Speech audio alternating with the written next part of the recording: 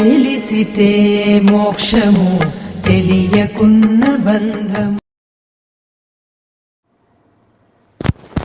My dear masters, Kanigiri నుంచి Haima madam గారు ఒక ప్రశ్న అడుగుతున్నారు. మనం ఒకళ్ళకి గైడెన్స్ ఇచ్చేటప్పుడు, అంటే ఒకళ్ళకి మనం మంచి విషయాలు చెప్పేటప్పుడు వాళ్ళు అది నెగిటివ్గా తీసుకొని బాధపడినా, లేదా వాళ్ళు మన మాటలను అర్థం చేసుకోకుండా వేరేలాగా వెళ్ళినా, వాళ్ళు ఇబ్బంది పడినప్పుడు అది మనకి కర్మ అవుతుందా? అది వారి యొక్క ప్రశ్న. నిజానికి ఎవరి వాస్తవానికి వాళ్ళే సృష్టికర్తలు అన్నది ప్రథమ సిద్ధాంతం. ఈ సృష్టి యొక్క అది మొట్టమొదటి నియమం అనమాట. ఎవరి వాస్తవానికి వాళ్ళే కారణం, వేరే వాళ్ళు కారణం అవ్వరు.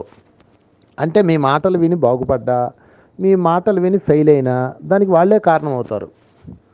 మీరు ఎలా కారణం అవుతారు? కృష్ణుడు ధర్మరాజుకి ఒకటే చెప్పాడు, దుర్యోధనుడికి ఒకటే చెప్పాడు. మరి దుర్యోధనుడు అలా ఉపయోగించుకున్నాడు, ధర్మరాజు ఎలా ఉపయోగించుకున్నాడు? ఎవరి వాస్తవానికి వాళ్ళే కారణం. కనుక మీరు ఎవరికి ఏం చెప్తారన్నది మీ యొక్క ఎరుక, మీ యొక్క విజ్ఞతలో మీరు చూసుకుంటే చాలు. ఆ మాటలను ఎలా తీసుకుంటారన్నది అది వాళ్ళ స్థితిని బట్టి ఉంటుంది. అందుకని స్థితిని బట్టి మీరు చెప్పాలి. అది మీరు గుర్తుపెట్టుకోండి. ఎనీవే, అవతల వాడు బాగుపడ్డా వాడే కారణం, చెడిపోయినా వాడే కారణం, మీరు కారణం అవరు. మీరు బలవంతం చేస్తే అప్పుడు వాళ్ళు కారణం అవుతారు. ఓకే, అందుకని వాడి మాట విని నేను ఇలా పాడైపోయినా అని ఎవడన్నా అన్నాడంటే అది మీకు సంబంధం లేదు, అది వాళ్ళదే సంబంధం. వాడి మాట నువ్వు ఎందుకు పాడిపోయి, నిన్ను ఎవడేమన్నాడు, వాడి దగ్గరికి ఎవడెళ్ళమన్నాడు అంటే నాకు తెలియలేదండి. ఓహో, ఇప్పుడు తెలిసింది కదా, అనుభవం వచ్చింది కదా, జ్ఞానం తెచ్చుకో, అంతే. కనుక ఒక మేడం వచ్చింది నా దగ్గరికి, నేను చెప్పాను ఆమెకి, ఇంతకుముందు మాస్టర్ నాకు ఇలా చెప్పలేదండి, దానివల్ల నేను చాలా మిస్గైడ్ అయిపోయాను, నేను చాలా గందరగోళం అయిపోయాను, నేను చాలా బాధపడ్డానండి అందామె.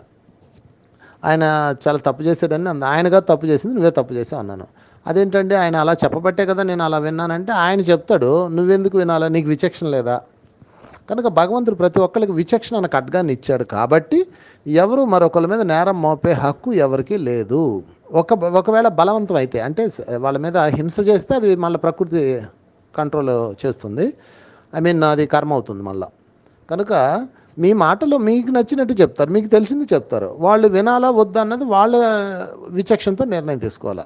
కనుక ఎవరికి ఏ కర్మ అంటదు, అది వాళ్ళకి సంబంధించిందే. కనుక ఈ విషయం మీద సందేహమే లేదు. ఎవరు ఏం చెప్పినా వినదగున, ఎవరు ఏమి చెప్పినా అనేది చక్కగా ఉంది కదా. వినినంతనే వేగిరి పడక విచక్షణ ఉపయోగించుకొని వెళ్ళలేదు కాబట్టి వాళ్ళు తెలుసుకోవాలా. ఇప్పుడు ఆ మేడం అంది, సార్ నేను మీ దగ్గరకు వచ్చిందా, నేను తెలుసుకోలేకపోయినా అందా. నీకు ఎలా తెలిసింది? ఇది అనుభవం వస్తేనే కదా. కనుక అనుభవం రావడం కూడా మంచిదే. అందుకని కింద పడవచ్చు, పైన పడవచ్చు.